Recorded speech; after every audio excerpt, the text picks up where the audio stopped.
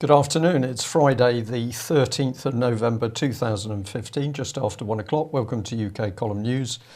I'm your host this afternoon, Brian Gerrish. With me in the studio, Mike Robinson, and we will be joined on live video Skype link by David Scott from Northern Exposure. Well, what can we say? It is sunny in Plymouth. It's sunny in Perth. So really, that's all the news we need to cover. All the news we need to cover for UK. Probably the weather as well. And what have we got from Surrey? Well, they've said it's a rather nice day because Surrey is a bit posh. So well done if you're in a sunshine area.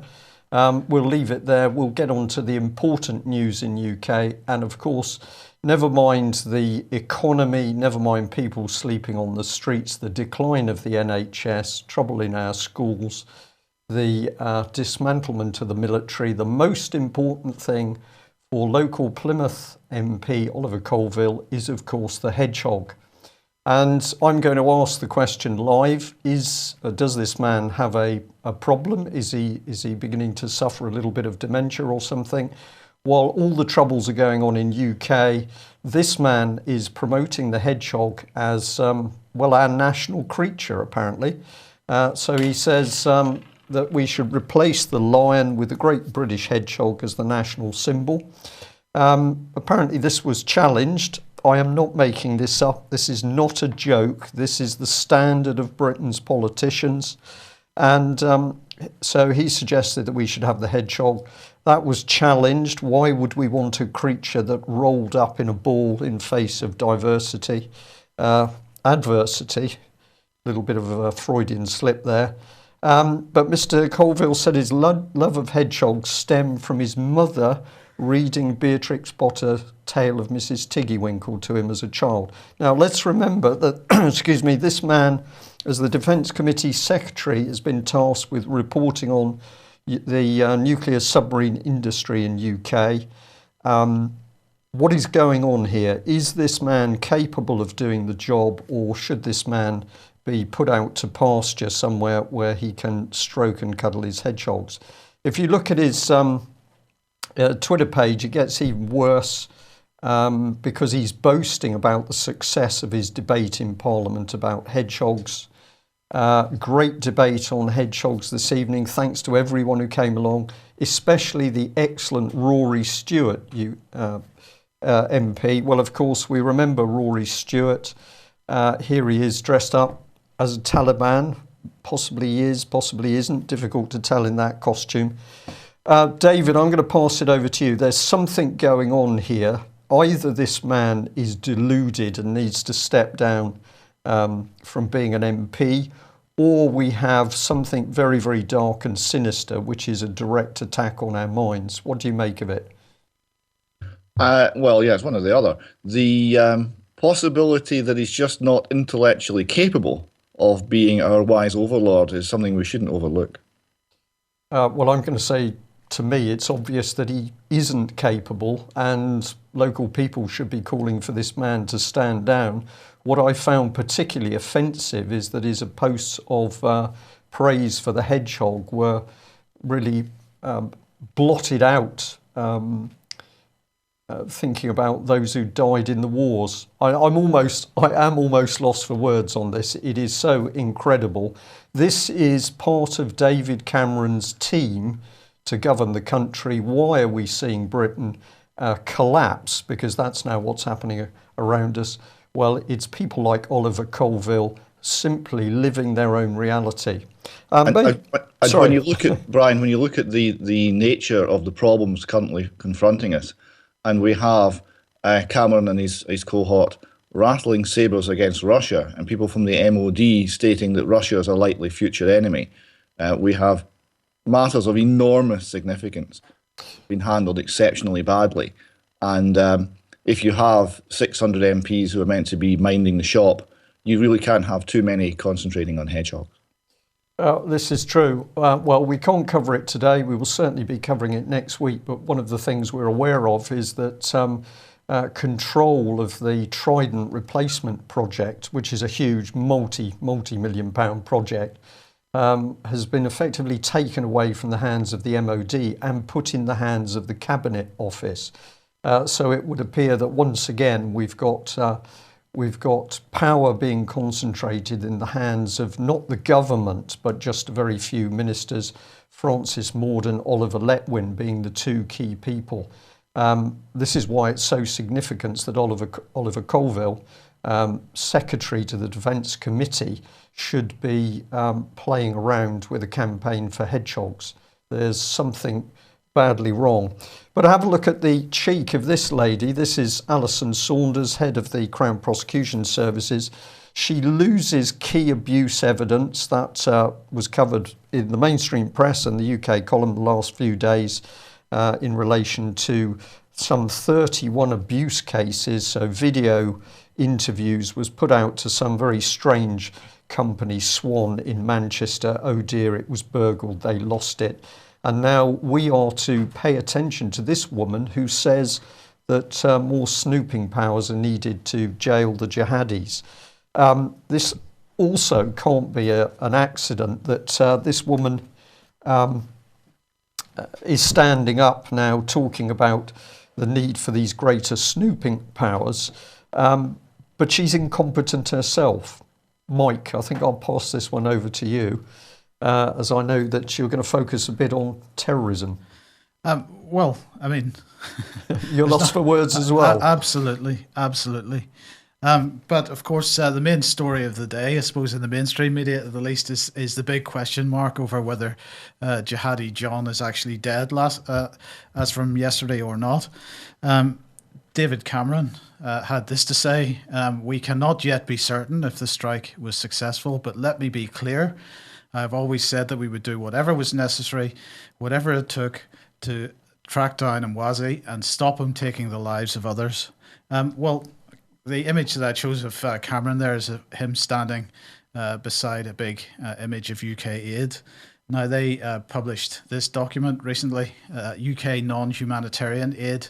So this is non-humanitarian aid in response to the Syria conflict, over £85 million. So I just thought we'd look through the non-humanitarian aid that we're sending to Syria. We've got search and rescue. Well, if you didn't see the interview that I did with Vanessa Beeley on the 3rd of November, do have a look at the UK Column News from the 3rd of November. I will be playing that out after this programme, but if you would prefer to look at it on video on demand, it's on our website. That's about the white helmets, and that's really what this money is being spent on. They're also spending money on moderate voices, civil society and human rights. So this is more NGOs in Syria operating. They are spending money on the moderate armed opposition. Now, was Jihadi John part of the moderate armed opposition? There's some debate potentially to be had over that. Sorry, are they the nice terrorists? These are the nice terrorists. Yeah, yes, that's okay. right. £4.3 million in non-humanitarian aid has gone to them, and media activists. £5.3 million has gone to training journalists. More than 300 Syrian journalists and activists have received training in order to help develop an independent Syrian media. Now, to understand the significance of this, if you go to the UK Column website, we've highlighted this article a number of times, but it's worth highlighting again. To understand the significance of them spending £5.3 million in Syria to train journalists to create the so-called independent media in Syria, read this article on the UK Column website, BBC Media Action, Subversion from Broadcasting House to Kazakhstan. Well, Cameron finished the statement by saying this: "The threat ISIL poses continues. Britain and her allies will not rest until we've defeated this evil terrorist death cult and the poisonous ideology on which it feeds." And I mean, my response to that is the only thing that will end ISIL would be a drone strike on the cabinet, because they are paying for it, and they are sending the arms via Saudi and Qatar. And we'll pause there, Mike, because we just need to let this sink. It is becoming so obvious that what we've got being driven in the world, the problems this country are facing. Where is the drive for all this trouble coming from? Well, it is our own Parliament, which is, if nearly unaccountable, perhaps slightly accountable at the moment, but nearly unaccountable. David, perhaps the Scots have done the right thing to break away. We'll come to that one later. A couple of things to note. I saw that this week Rand Paul, the American Republican presidential candidate and son of the very excellent Ron Paul, said live in the Republican debate on United States television that the first thing we have to do in the Middle East is stop funding the terrorists, that stop funding these people, stop sending weapons and financial resources that actually drives the war. So there are one or two people telling a bit of truth about this, not very many, and none in the British cabinet, of course. I would also point out, and with thanks to the Corbett report, that I've long since ceased to believe any pronouncements from Westminster or anywhere else in the establishment regarding dead terrorists, because we had the case of Osama bin Laden, who was not wanted by the FBI over 9/11, as they had no evidence, and who was allegedly hunted all over Afghanistan and Pakistan, releasing video after video while getting younger while doing so, before he was taken out by SEAL Team 6, who were not watched on television from the White House, who did not engage in a gunfight with him, and he did not use his wife as a human shield. And they then panicked and killed this unarmed man, and allegedly the best source of information on terrorism in the entire planet, before dumping his body at sea, before telling anybody. And then SEAL Team 6 was killed in a helicopter crash. So that's what we're being expected to believe. So you'll have to excuse me if I take claims of dead terrorists with a pinch of salt. Well, David, I couldn't agree with that more. And the hypocrisy of this whole thing, in one of those slides for aid that Mike had up just now, I noticed that money was being donated to train these people in law of armed conflict. Well, of course, that's got to be completely irrelevant, because the British government simply ignores international law when it needs to start a war. Iraq, of course, being a prime example, Libya being another. And we've got Syria at the moment. So we've got some very, very dangerous people running the British government. I do hope that we've got overseas viewers and listeners to UK Column News today to see, of course, that these events and these policies are not supported by everybody in UK by any means. Now, some of the things you've selected to talk about north of the border, as I ran through, these are pretty heavy subjects. I've made light of the fact that Scotland's now heading towards total independence, and one-party state judiciary linked through to the police. You're actually talking about some fairly heavy subjects.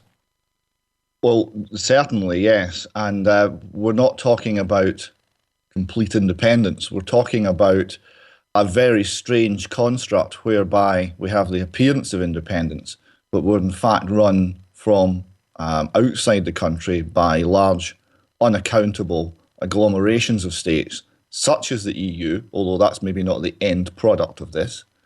And what we're seeing simultaneously is more and more control, more and more surveillance, more and more spying on the people by our own state. Now, the spin put on this by the Scottish Government is the Scottish Government and the people of Scotland are one and the same thing. You constantly hear this. They constantly conflate the ideas of their government and the people. Right? So if they have a dispute with Westminster, Westminster are ignoring the Scottish people. Well, just as it applies for Britain as a whole, we have to make it clear again and again and again that we are not our government and they are not us. Yeah. Well, let's start off with problems with people losing their jobs, and it appears that north of the border women are taking the brunt of this. Official statistics show that 9,000 women were among the 11,000 more people out of work in Scotland between July and September this year. What's going on here, David? Yes, here we see the Scottish unemployment rate is going up. It's now higher than the unemployment rate in England and Wales, 6% as opposed to 5.3%, a reasonable difference. And we're seeing hugely disproportionately this being women. 9,000 out of 11,000 extra people on the unemployment register are women. Now, there are several reasons for this. And I would encourage anyone to read as much Austrian economics as they possibly can find, because this gives you insight into what's actually happening here. There are assorted lies going on. Some of the job losses are from the state. The state's having to slim down. And I see that this week it's been announced that we're going to lose, I hope this won't upset you too much, Brian, 3,000 tax collectors are going to be made redundant in Scotland. So that's very bad news all around. The state is having to slim down because the state is bankrupt, it's bust, and there's going to be a never-ending downward pressure on resources and jobs in the state because it simply cannot be afforded. And the sort of jobs we're talking about being shed are perhaps disproportionately taken by women. One of the other issues here, we're constantly told about the gender gap, the wage gap. Only this week, Nicola Sturgeon was announcing that all public bodies and boards in Scotland must have 50% women. It must be 50-50, because otherwise it's not fair. Now, this ignores many things. It ignores the fact that women and men have differences. They have different roles in society, different roles within the family, and will often make different decisions as a result, and should be free to do so. Forcing people to be the same will have negative and unforeseen consequences. If you've got people, on average, women making decisions that suit their lifestyles, their wishes, and that involves less paid work, more responsibilities in the home, more other parts of their life, and that's fine, and they should be allowed to do it. If you try and force people to pay the same to, let's say, a man working 40 hours and a woman working 32 hours, and there's then economic pressure comes, who's going to be made redundant? The woman's going to be made redundant.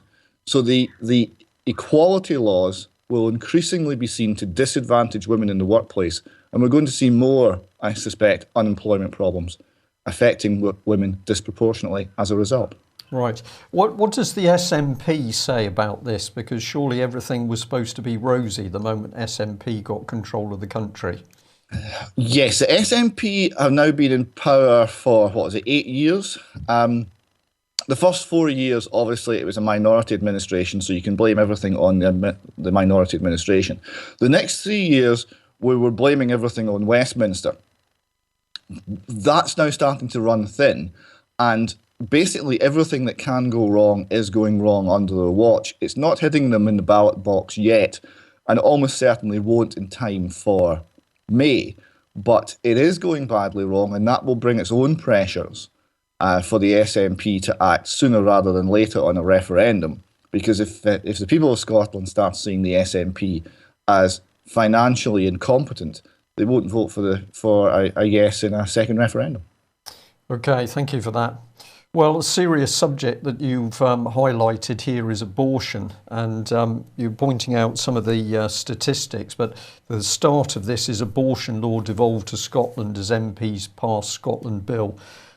I labelled this Britain's death cult politicians because it seems to me the moment we get near death, whether it's abortion or assisted suicide or Liverpool Care Pathway, our politicians are suddenly gushing in help and praise and advice and support. But if we do anything to actually deal with life, so we're trying to support families with young children, or we're to look after children, then all of a sudden we end up with a total silence and there's no money. But this article here clearly saying, well, this is really good because Scotland has now got control of what happens with abortion. And so I'm bringing the second part there. Patrick Harvey, excuse me, here is saying we should all fight for the risk for abortion. What can you tell us? Yes. So the abortion law is to be devolved. Now, there are many things wrong with abortion. The vast numbers of unborn children that we are killing is simply appalling. In Scotland, it's 12% of all pregnancies. In England, it's over 16% of all pregnancies. So it's even worse south of the border. But that still equates to 12 to 15,000 dead Scottish babies every single year under any other circumstances.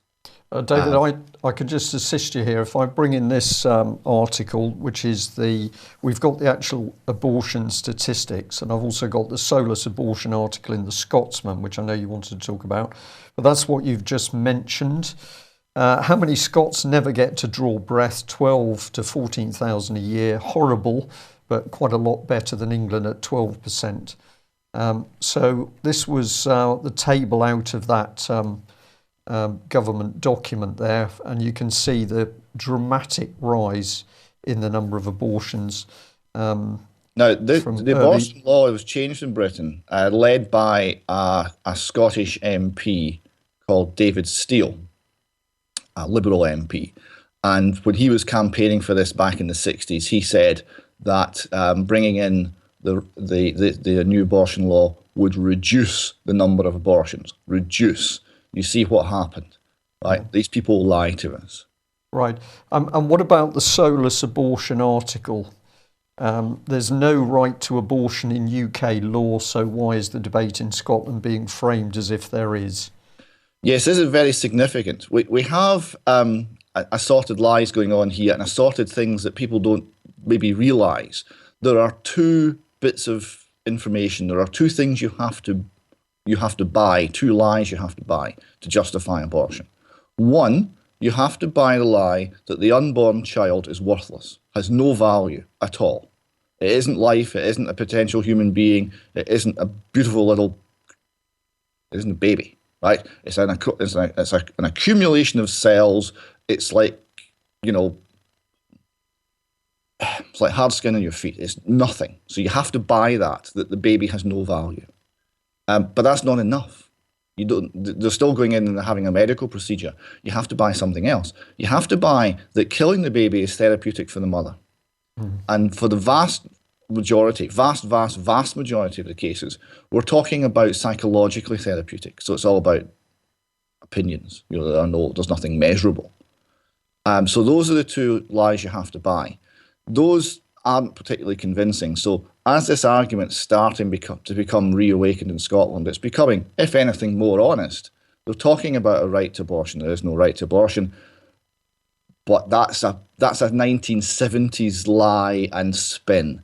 So what we're seeing is perhaps a more honest debate where the extreme left wing, as personified by Patrick Harvey, leader of the Scottish Green Party, who is himself gay, which makes him a slightly odd person to be leading the call for more abortion, is calling for abortion and is concerned that what they would see as reactionary elements within Scottish society, the church, particularly the Catholic Church, and the tendency for people in Scotland to be a little less keen on killing the unborn than people in England, might see the law changed and tightened. They're getting an early move in to make sure that doesn't happen and to talk openly about the right to kill the unborn. Right. Well, David, one of the things you picked up on were the groups that were actually pushing abortion. And so we've got here Abortion Rights.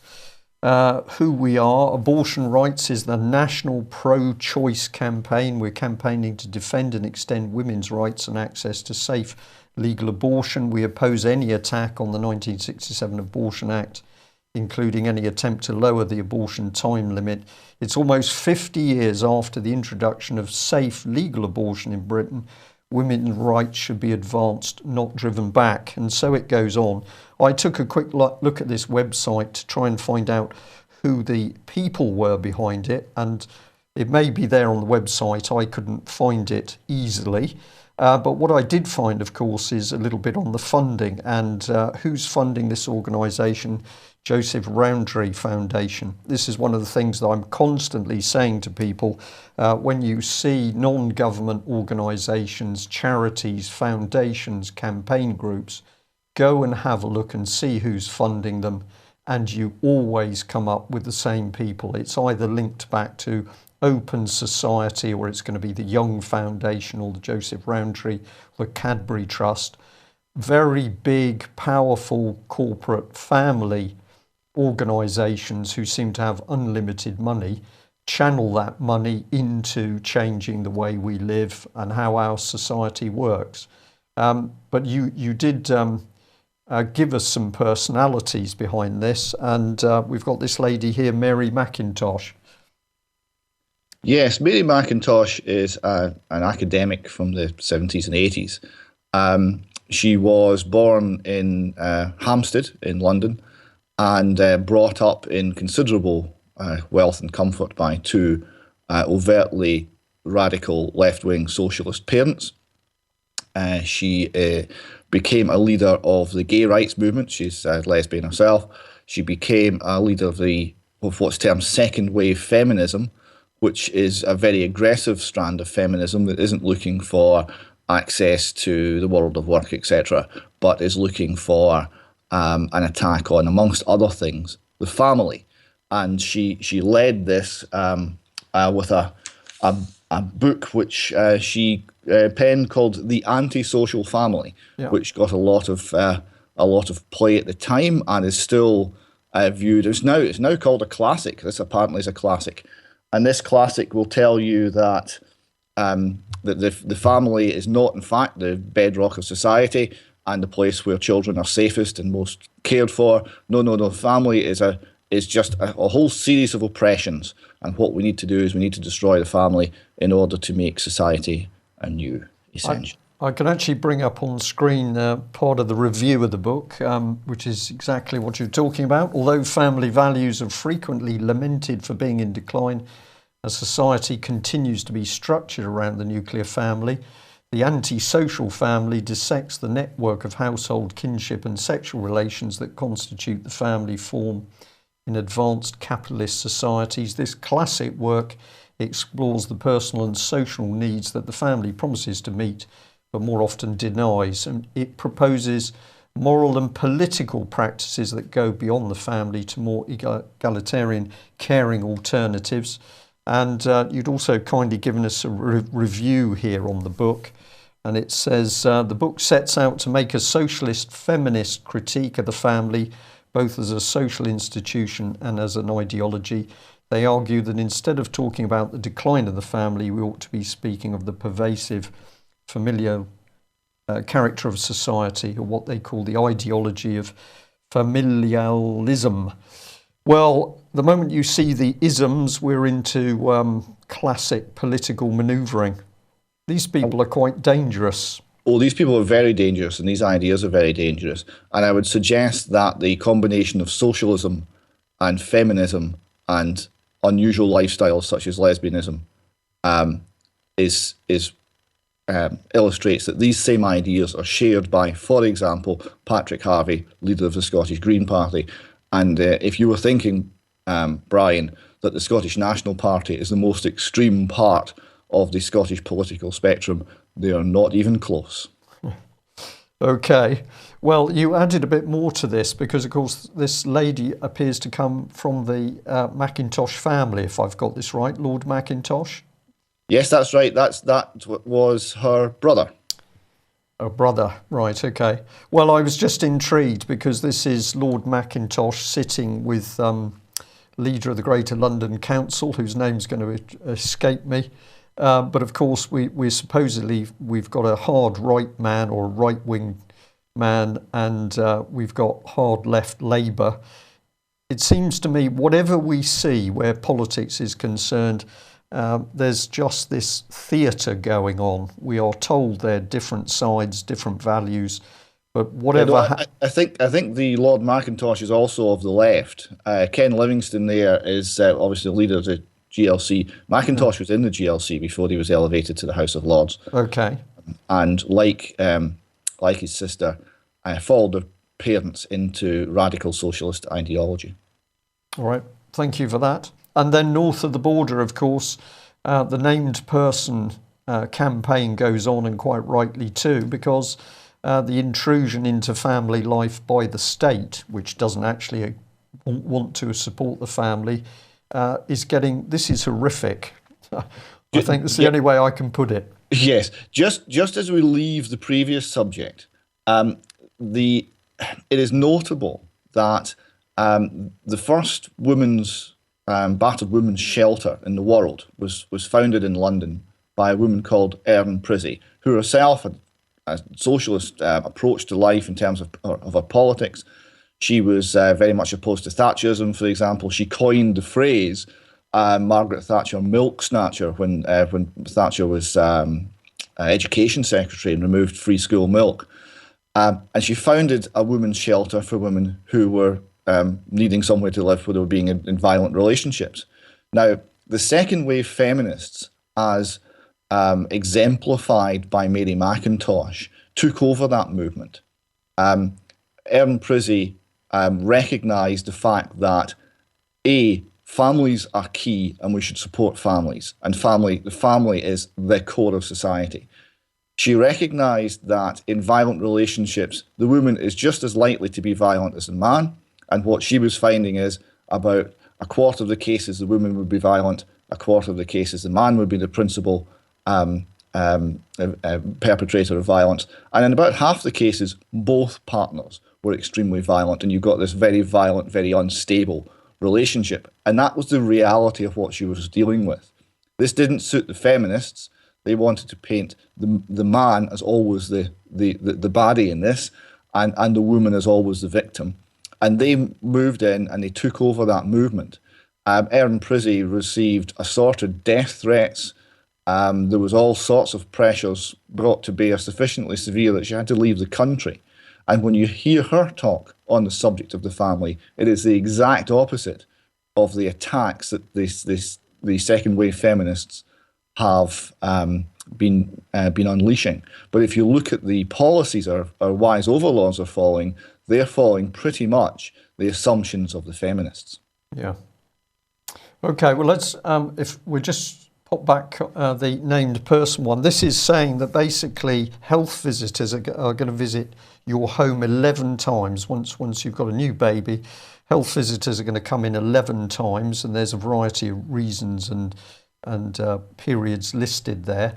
While we've got that on screen, I'm going to say that what's come in on the chat box is somebody said, I've learned something very unsettling yesterday. A friend of my son's is a young father, early 30s, with an 18-month-old baby.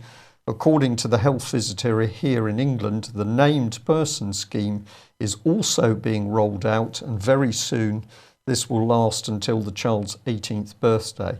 This is the first I had heard of named person in England. Now, I'm sure what's being said is correct. This would mean that you have at least had the scheme declared in Scotland. Could it be that it's being rolled out by stealth south of the border? I think this is very likely. It's been declared in Scotland and people have started opposing it very effectively. I don't think the English will make the same mistake. I think you're likely to get it brought in underneath the radar. Yeah. Okay. Yeah. Just to say a wee bit more about the 11 visits. 11 visits by the health visitor, and they will be checking on such things as your finances. They'll be assessing how much you're including your baby, including when it's unborn. Actually, how you include an unborn baby is open to debate. And filling in endless tick lists and assessments of the family and their ability to raise their own child. And if they have any concerns, that will be reported and shared without your consent amongst the whole of the state apparatus. Yeah. And this, of course, is Big Brother in its proper sense, that the government seeking to simply control every aspect of our lives. Now, the good news for the Scots is that the No to Name Person campaign has got strength to it. So, a roadshow that you've given us with an event on the 17th of November. Yes, this is the next in the series of roadshows. Stirling, 17th November, 7:30 to 9. And I hope anyone who's listening who's in central Scotland can come along to that and find out more.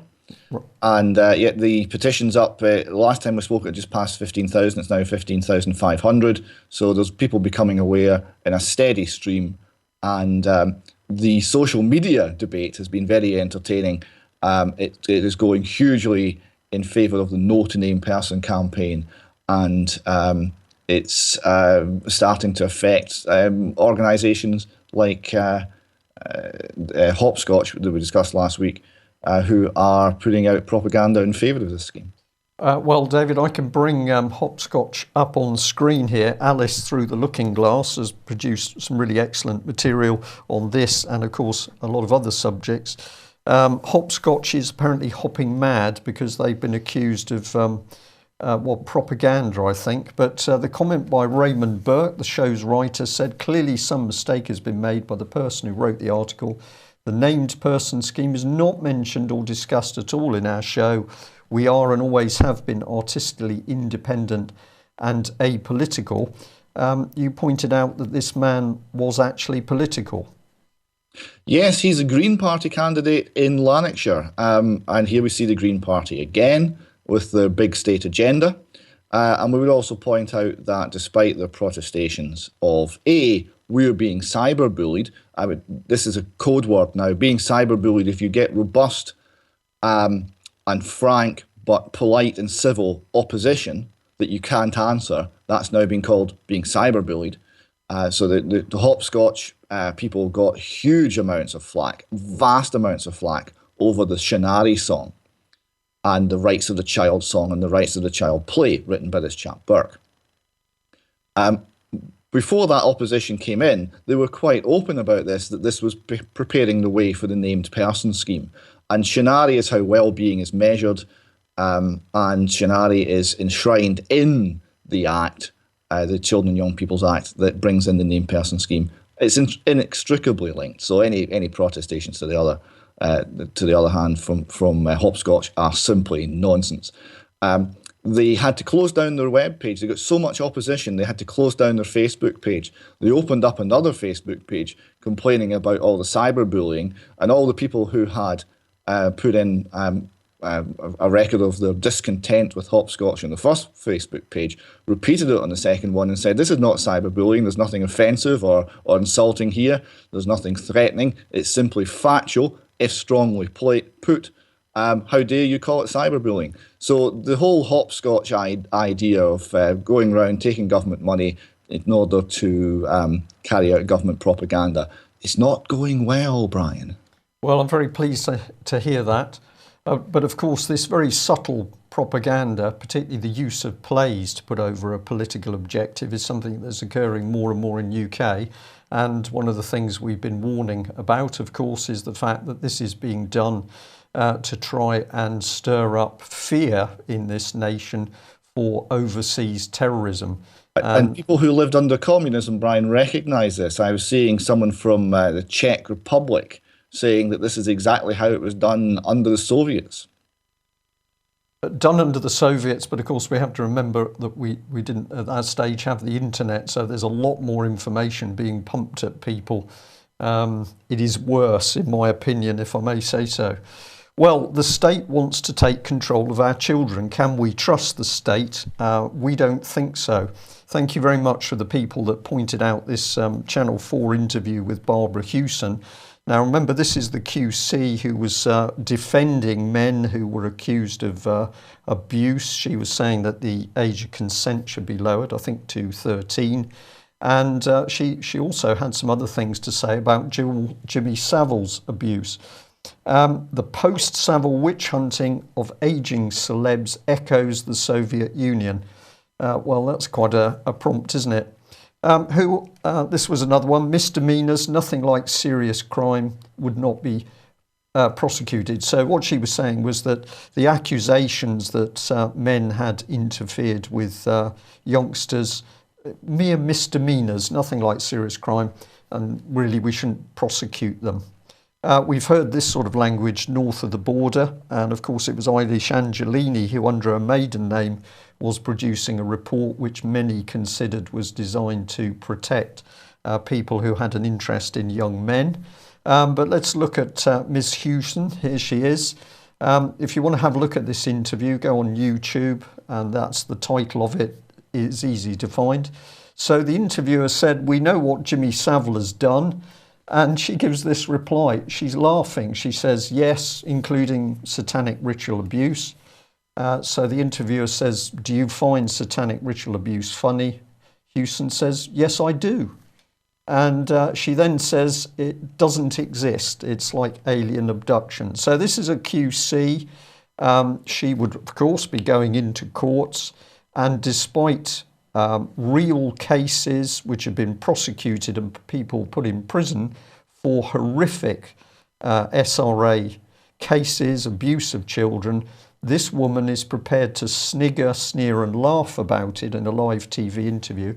What is she doing? In my opinion, this is about helping the state to undermine anybody who's going to point a finger and say this is real. We've got Satanism approved for use on board Royal Navy warships. Children are being abused in this way, but we're going to help the government to cover it up.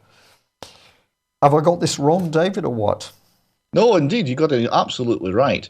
There is not the slightest doubt that satanic ritual abuse is real and that it's happening. It's happening in the area that I'm currently sitting in.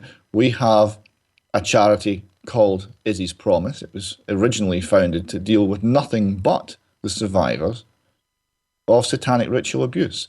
If you go and see them and talk to them, they have got, as I have, they have got enormous experience in this. And there's no question that what these victims who are coming to them from all different parts of the country, not all in Scotland, some are coming from England, are recounting similar stories. These are people completely unconnected with one another, and what they're experiencing is real, and it's happening, and it would appear alarmingly common. So satanic ritual abuse exists, and why are we having this woman on Channel 4 saying it doesn't? That's spin control. Yes, spin. Well, if that's the spin control, just look at this. This is control through the courts. So we've got a sexual abuse victim losing her bid for damages against Nottingham County Council. Now remember, Nottingham City Council and County Council all involved with children's homes now being investigated for the abuse of hundreds of children, not one or two. What's happened in this case? Well, 3 judges unanimously rejected the appeal by Natasha Armes against the loss of her High Court damages claim against Nottingham County Council. And in December last year, Mr Justice Mayles threw out her claim against the council, saying it would place an unreasonable financial burden on the local authority. The provision of compensation for historic cases would impact on the ability of the authority to maintain its provision of foster care resources. So that was backed up by these appeal judges. We'll have a look at them in a minute. And what did they say? They said the provision of family life is not, and by definition cannot be, part of the activity of the local authority. Family life is not capable of being so regarded precisely because inherent in it is a complete absence of external control over the imposition or arrangement of day-to-day family routine. But as Mr Justice Mayles said, an abused child does have a remedy in law against abusive foster parents, and some foster parents will have the means to satisfy judgment against them. Now, this is quite remarkable because what is going on here is these judges are claiming that compensation will be paid by the council, when in fact we know that that is what the insurers are terrified about. So now we've got a precedent case effectively protecting Britain's insurers from these massive compensation claims, which the UK column and others have been writing about over the last few days. This can't be accidental, and the statement that the local authority doesn't meddle inside families, we've just debated a whole raft of subjects showing that that's absolutely what they're doing. David, just give me 30 seconds on this because I want to follow through on the story. Yeah, it's bizarre. And also we see here the assumption that the law is no longer concerned with right or wrong. In the abortion debate in Scotland, by the way, we actually had people saying, let's take the idea of right and wrong out of this. Right? So the law and Parliament don't consider right and wrong. What we consider is expediency. We have to keep the money flowing so we can keep the system running, and whatever does that is therefore lawful, because that's now the definition of what the law is trying to achieve. So any idea that the law is some sort of higher law seems to be gone. I had a wonderful moment driving back just next to the Corran Ferry in the middle of the night in the west coast of Scotland. I was listening to Radio 4 last night, and there was a magistrate who had decided not to impose fines on people for voting, for pleading not guilty in court. He refused to do it. And he was being interviewed on Radio 4. And the Radio 4 interviewer said, but it's the law. He said, yes, but I follow a higher law. And that's what we need to do. Indeed. And we also need to get those juries back into court. So these are the three key people. And my question is, who appointed these people? What are their real views and values, and what are their declared interests? Now, we are running a bit short of time, but of course, one of the things is in Scotland, a petition to get Scottish judges to declare their interests is about to fail or be squashed. We've got the same problem south of the border. We've got these people sitting in judgment. We have no idea of their connections. Are any of these people connected with the British insurance industry? We don't know. And they've made a judgment absolutely protecting Britain's insurers. But remarkable that Justice Black, where was she operating? Well, of course, she used to be family division in the High Court. So she's been part of the system which has failed children. And now what does she do? She blocks the victims actually getting any form of compensation. If anybody's interested, one of those judges seems to be on the end of an official complaint that was sent in to the Office for Judicial Complaints. You can find that on the internet. But a serious complaint about Justice Ian Burnett was submitted as an open complaint in 2010. We're not sure of what resulted from that. So this is what's going on in the courts. Who's on the receiving end? Well, many people have been asking what's been happening with Melanie Shaw. We can tell our viewers and listeners today that Melanie appeared in a Peterborough Magistrates Court yesterday before 3 magistrates. She was charged with harassment for sending flowers to a female Sodexo prison warder. She also sent some perfume and lipstick. Now, this is what Melanie told me. Her legal team told her she had to plead guilty and warned her that if she didn't, she would be faced with court costs of well over £500 instead of £100. She was also told that her mental state at the time she sent the flowers, perfume and lipstick was irrelevant to the plea of guilty. She was told it wasn't even worth talking about her mental health.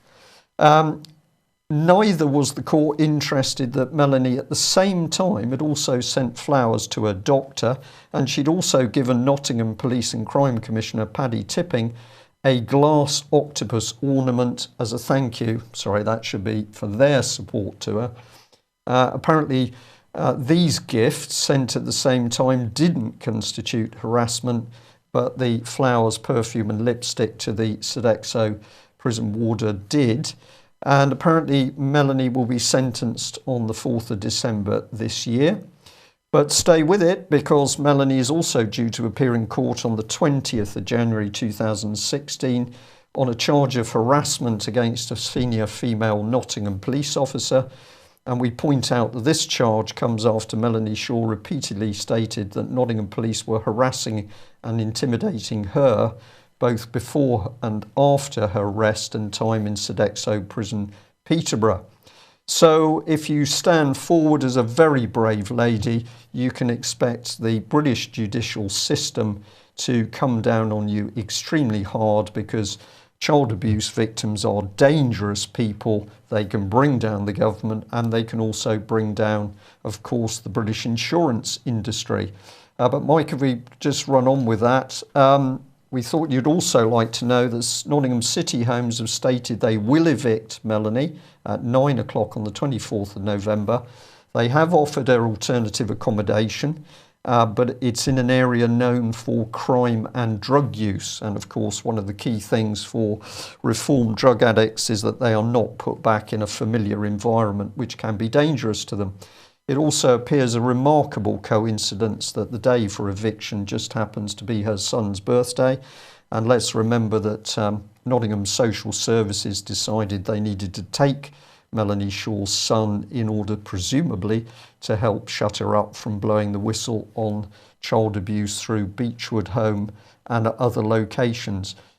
It's obscene, and it's up to us, the British public, to stop this. So obvious now that the British government, terrified of the exposure of paedophiles in government and the establishment, and we are now using the courts to suppress the truth. It comes down to money, I think, Mike. The risk, the British insurers, Zurich at the front, with public indemnity insurance running into hundreds of billions of pounds. We've got a bit of a problem with money. Well, it's interesting that this week we saw the Bank of England holding its open forum and telling us, we mentioned this yesterday, but telling us what a great, or on Wednesday, telling us what a great job they were doing. I noticed in the news today that the size of the shadow banking, the so-called shadow banking sector, has now risen to $80 trillion. So this is hedge funds and the like, and that compares with the so-called normal banking, investment banking sector, which is something around the $130 trillion mark. So money flowing into alternative investments at a horrendous rate. Just wondering if you've got any thoughts on this, David, this rise of the hedge fund and really the rise of the continuing rise of risk despite what happened in 2007? Well, nothing's been fixed from 2007. In fact, it's got very, very much worse. We've got zero interest rate policy, so that means that if you are trying to save for the future, if you're a pension fund, you're beaten before you start. The whole system cannot work with zero interest rate policy. It's a nonsense. Everything becomes more and more fraudulent.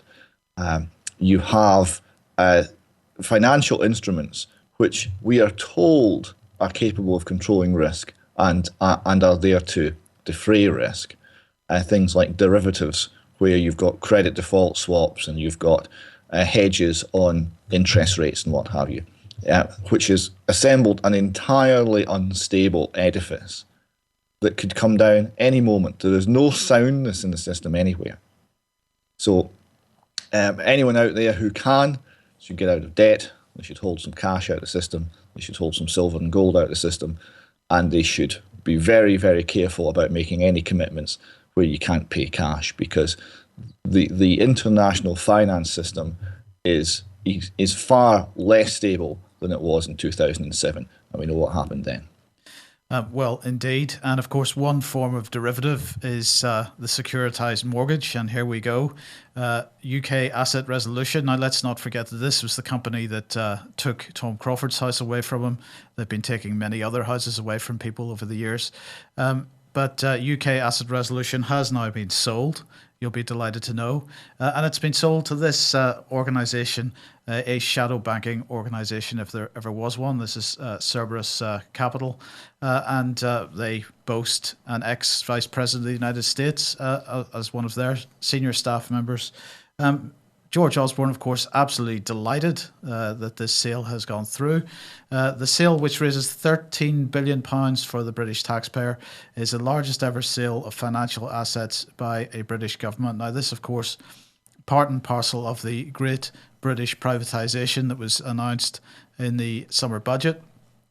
And many people might be surprised to know that when I asked the Treasury for a breakdown of everything that is being sold under this great British privatisation, they wrote back and said, we don't know. They said, go and look at this document, and the document listed the really major sales, like this one of the £13 billion sort of scale, but anything that was less than a relatively small amount they couldn't list. So all the Admiralty Arch build, the old War Office, all the land sales that we know about, all the forestry sales that we know about, the Treasury couldn't actually give me a list of that stuff. So we don't really know what size the Great British sell-off is going to be at the end of the day, but this is a £13 billion chunk of it anyway. Well, somebody said in the chat box that Cerberus, is that the right Yep. Have I got that name right? Was the Greek hound of hell. Right. Which fits quite nicely with the death cult that we've been describing earlier. This is not a mistake, of course. These people believe in this type of ideology. I thought ISIS was the death cult, Brian. The death cult? Yeah. So that's what Cameron said. He must have been talking about himself. Sorry. Well, he was probably talking about the nice terrorists, maybe. Yeah. It does get a bit confusing. We'll end on this note, and thanks to David Scott for this one. Please don't think that Common Purpose has disappeared. Common Purpose, although it's morphed its UK operations, so they've declined in their original form, is still absolutely working in this country, Europe and overseas in a global capacity to create those global leaders. And as David found, these other companies, of course, operating at the same address. What are these companies doing? This is nothing about protecting people. This is nothing about love and kindness. This is extremely hard, vicious political ideology being drifted through organisations which most people just don't look at. So if you think Common Purpose has gone away, it hasn't. And those of you who follow my Twitter account will see that I've been pushing out information about Common Cause in America. And of course, Common Cause going way back in the 1970s, late 60s, in fact, and some evidence that this ultimately spawned, this ideology spawned Julia Middleton and Common Purpose. So this is the dangerous stuff which is driving all of the policy. Do our MPs make decisions? Well, they can't. They're incapable of it intellectually, as we can see with George Osborne in particular. But we have got a massive civil service which is now highly politicised, and it's backed up by these charities, non-government organisations and hugely wealthy overseas trusts. Well, what an ending for Friday, on Friday the 13th. Troubled times for UK. Can we do something about it? The answer is still yes, and that is get talking about it, push this information around, speak to your friends, families, colleagues, acquaintances and members of the public in those Tesco queues. The truth is the weapon by which this lot can be brought to a halt, but it needs hundreds of thousands, millions of people to be speaking the truth if we're going to do it. Final 10 seconds from you, David. Oh, it has to be, and the truth will set you free. Okay, on that note, thanks very much. Thanks everyone for joining us. We will be back the same time on Monday. Do get out there doing something for the fight over the weekend, but do take some time off to do the nice things in life. Love your family and don't spend hours researching on your computer late into the night. We'll be back Monday. Thanks very much. Bye-bye.